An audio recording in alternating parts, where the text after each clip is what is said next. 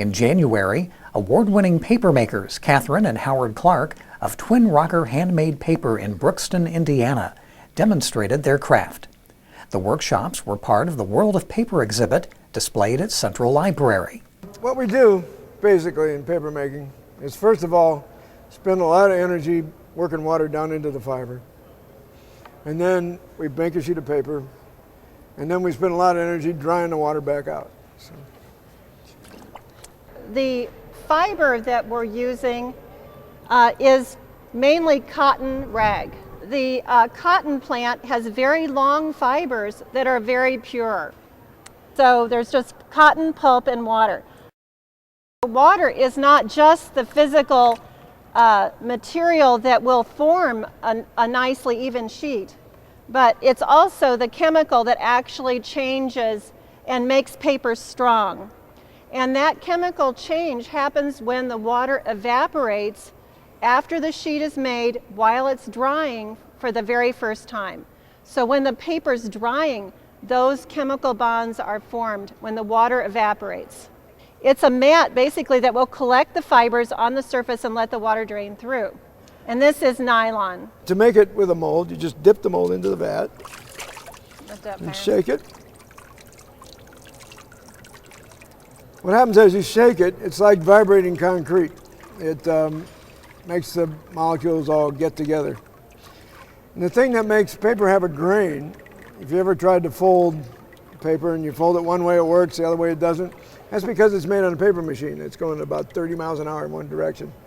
And the fibers tend to line up, you know, like logs in a stream. With handmade paper, you can generally tear a circle out of it. Now, this is called a paper mold, and this is called a decal, which is a German term. It means like frame. The decal makes a spot where the fiber can gather and the water drain out of it. And it makes the edge of the paper. Now, with handmade paper, you can see some of the fiber was up on the edge and some got underneath it. It gives it a naturally rough edge. For centuries, papermakers cut that off, made it nice and crisp.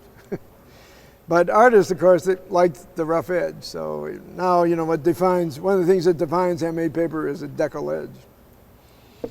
It's a very natural thing. The next step is called couching. What you do is let as much water as you can drain out of the thing. And you know that hydrogen bonding we're talking about, the water molecules, it's making it stick to the mold. It won't fall off. It will if you knock it against something. But then the trick then is to get it off of here so you can make another sheet. And it's called couching, a French word, which means to put the bed between blankets. And what happens is by pushing down on it, the water comes to the surface, the bonds break, and the sheet is laying there on the mold. Sometimes people say to us, you know, how long does it take to make a sheet of paper?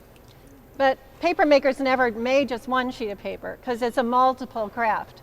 And so they might go ahead and dip and couch 50 sheets, 100 sheets before they actually press that stack and remove the water and then use those felts again.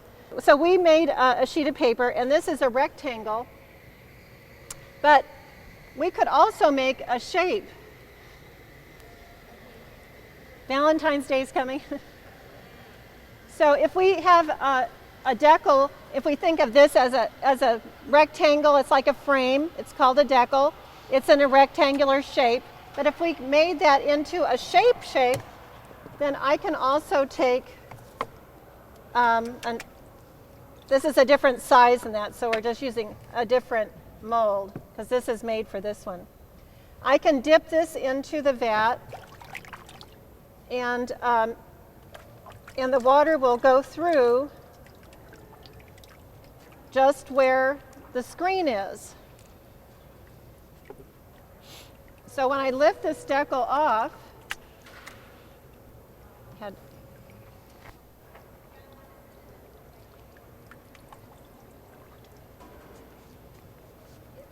then I have a heart. And the heart has a natural deckled edge. So it has this nice, beautiful, natural, rough edge. And I can cooch that as well. You could do it just by picking pulp off too, but if you want to make more than one. That's right. We You could got more take than a one rectangle and we could just remove Valentine. pulp in any shape. Okay, I'm going to transfer this. Cooch it. At Twinrocker, we took some white pulp and I colored it with pigment, water-based pigments that could be used in watercolor paint. Only this is not paint, it's just the pigment and water. And I'm just going to spray the edge, let the pulp come out. And then I've decorated the heart. I'm going to put a nice little dot in the center. Just make it a red, white, and blue dot. Okay, so here we have blue. It's a target. Great art. It's waiting for the arrow, right? This is not great art. Okay, we'll consider that one done. Now, if you want to mail your Valentine to somebody, you can also make a